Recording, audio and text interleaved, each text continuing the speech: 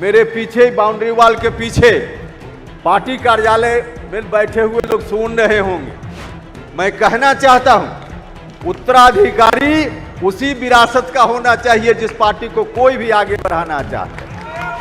आज जो इस विचारधारा के इर्द गिर्द चलने वाली पार्टी है, सबसे मजबूत पार्टी, फिर बाकी पार्टी की जरूरत ही नहीं पड़ती।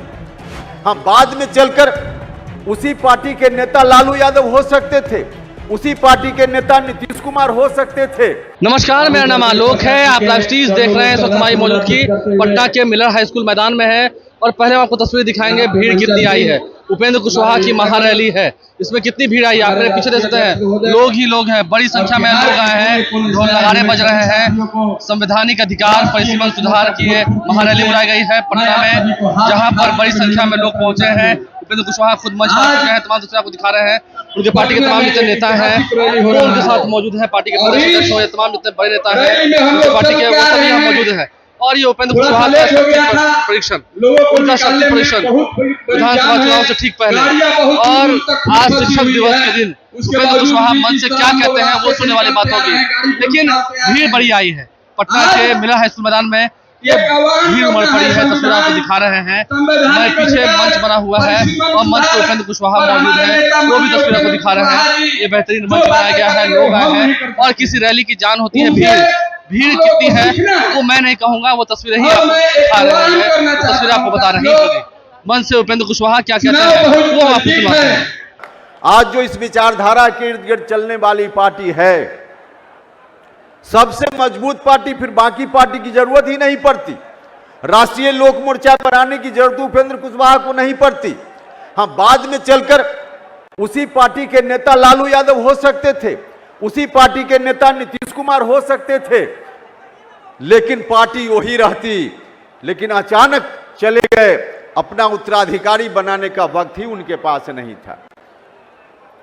तो भाई और मित्रों, इसलिए हम बार बार बोलते हैं, कई लोगों को यह बात अटपटी लगती है।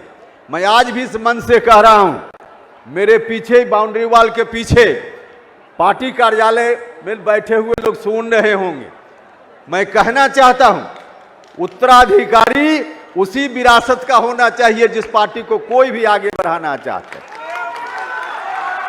और समय रहते अगर नहीं तय होगा तो शोषित समाज दल जिस रूप में समाप्त हुआ, नुकसान उस रूप में भी हो सकता है।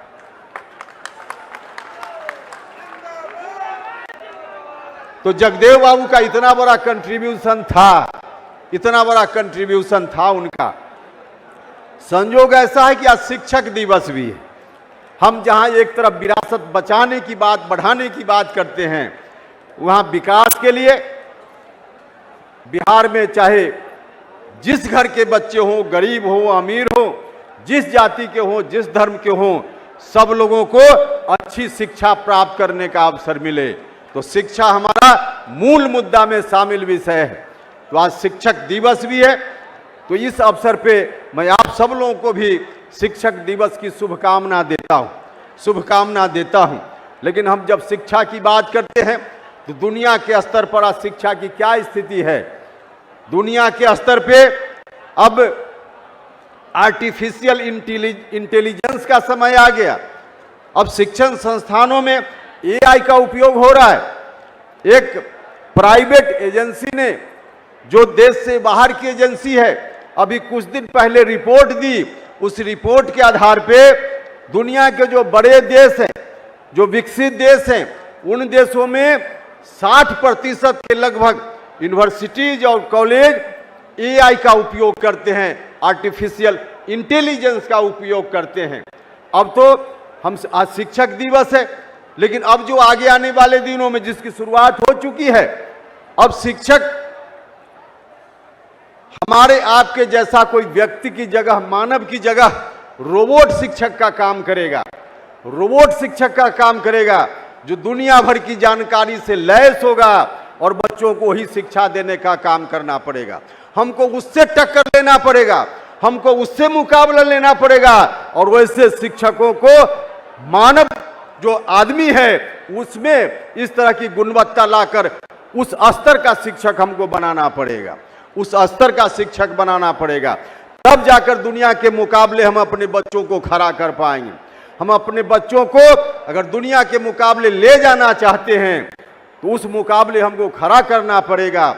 और जब इस मुकाबले खड़ा करना पड़ेगा, हम भारत सरकार में मंत्री थे, सिर्फ बिहार नहीं, बिहार से बाहर भी कई राज्य में जाते थे। स्कूल में स्कूली शिक्षा मैं उस वक्त देख रहा था। विद्यालय में जाते थे, खासकर सरकारी विद्यालय या बहुत सारा प्राइवेट विद्यालय में भी, वहाँ बच्चों से सवाल करते थे कि बताओ कि पढ़ लिख कर क्या सपना है तुम्हारा, क्या बनना चाहते हो। तो आज तक एक बच्चा भी नहीं मिला जिसने यह कहा हो कि पढ़ लिख कर हम शिक्षक बनना चाहते।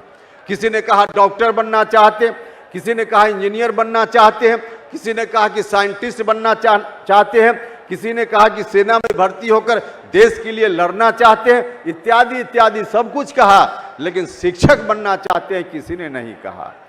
भाई और मित्रों, ऐसी स्थिति क्यों है? विकसित राष्ट्र जो दुनिया के हैं वहां ऐसी स्थिति नहीं है। वहां प्राथमिकता होती है बच्चों के लिए कि हम शिक्षक बनेंगे। तो कहीं ना कहीं यह गिरावट आई है।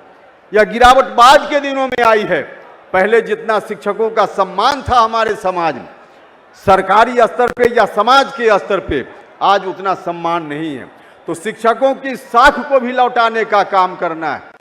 लेकिन शिक्षकों की यह साख लौटाने में सरकार की भी भूमिका होगी। सरकार की भी भूमिका होगी। सरकार की भूमिका के बगैर हम बच्चों को अट्रैक्ट नहीं कर पाएंगे। आज जो बच्चा भी कंपटीशन की तैयारी करता है, चाहे गांव में रहकर हो, पटना में रहकर हो, दिल्ली में रहकर हो, वह सबसे पहले आईएएस, आईपीएस या बीपीएससी करके अलग अलग राज्यों के सर्विस कमीशन में बैठ करके और प्रशासनिक सेवाओं में जाना चाहता है। प्रशासनिक सेवाओं में जाना उसकी प्राथमिकता हो।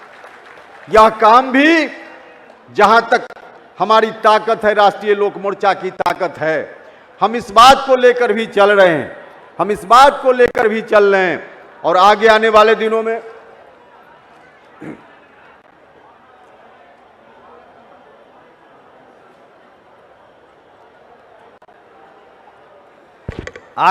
दिनों में सत्ता में भी जितनी ताकत हमको मिल पाएगी, उस ताकत का पूरा पूरा इस्तेमाल बिहार के गरीब बच्चों के लिए अच्छी से अच्छी शिक्षा कैसे हो, शिक्षकों का सम्मान कैसे लौटे, इस काम में हम लगाने का काम करेंगे। यह अभियान हम आज से हमने नहीं शुरू किया।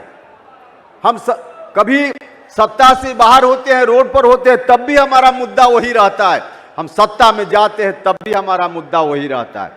और यह हम बात बोलकर नहीं, हमने करके दिखाया है, आपके सहयोग से किया है। जब हम भारत सरकार में मंत्री थे तब बिहार में हम शिक्षा में गुणवत्ता कैसे आए, इस बात का अभियान चला रहे थे। और हमको आज बेहद खुशी है कि जो जो मुद्दा शिक्षा के संदर्भ में हम उस समय ला रहे थे, जो जो डिमांड राज्य की सरकार से कर रहे थे, 25 सूत्री मांग पत्र हमारा था, ऊपर से 1, 2, 3, 4 उन तमाम मांगों को आज बिहार की राज्य की सरकार ने धीरे धीरे लागू करना शुरू कर दिया है, मानना शुरू कर दिया है। तो इस बात के लिए हम बिहार के माननीय मुख्यमंत्री श्री नीतीश कुमार जी का बहुत बहुत बहुत धन्यवाद भी करना चाहते हैं। अनेक निर्णय राज्य की सरकार ने लिया है शिक्षा के संदर्भ में। हम वहां उस समय वाल्मीकि नगर में हम लोगों ने और भी बहुत सारा डिमांड किया था, लेकिन उसमें एक यह भी था, जो नौजवान हैं बिहार के, उनको उनका हक अधिक से अधिक मिले। कोई दूसरा राज्य का नौजवान छात्र आकर उनकी हकमारी न करे, इसके लिए डोमिसाइल नीति राज्य की सरकार को लाने का काम करना चाहिए। हमने वाल्मीकि नगर से यह बात कही थी। तो उपेंद्र कुशवाहा ने क्या कुछ अपनी बातें रखी हैं, वो हमने आपको सुनवाया है, किस तरह से विरोधियों पर निशाना साधा है। और उपेंद्र कुशवाहा जिंदाबाद के खूब नारे लगे हैं। उपेंद्र कुशवाहा जिंदाबाद, ILM पार्टी के खूब नारे लगे हैं। तस्वीरें आपको दिखा रहे थे। उपेंद्र कुशवाहा ने क्या कहा है वो हमने आपको सुनवाया है। और चैनल को सब्सक्राइब कर लें, साथ साथ फेसबुक पेज भी लाइक करें। धन्यवाद।